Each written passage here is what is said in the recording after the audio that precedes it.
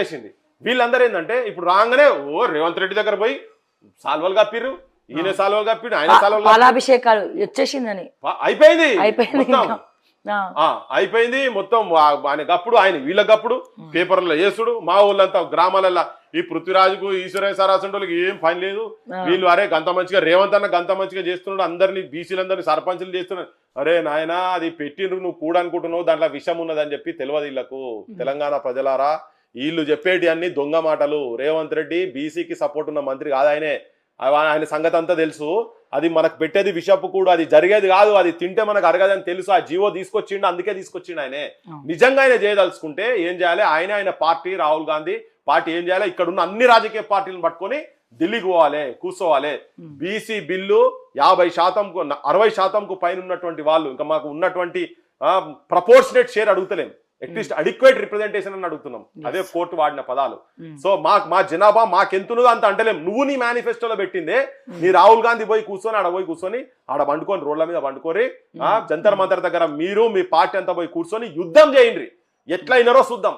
నేను నిన్నే చెప్పిన, నువ్వు ఉద్యమం ఇక్కడ ఎంత ఉవ్వెత్తున లేవాలి. బీసీ ఉద్యమం, బీసీలు ఒక్కటే కాదు, ఇక్కడ బీసీలకు ఎస్సీలు సపోర్ట్ చేస్తున్నారు, ఎస్టీలు సపోర్ట్ చేస్తున్నారు, అగ్రకులాలో ఉన్నటువంటి అభ్యుదయవాదులు కూడా సపోర్ట్ చేస్తున్నారు. మరి ఇంతమంది సపోర్ట్ చేస్తున్నప్పుడు యుద్ధ క్షేత్రంలో మనందరం ఉంటామన్నప్పుడు మీరందరూ అన్ని రాజకీయ పార్టీలు పోయి ఢిల్లీలో కూర్చోవాలి కదా.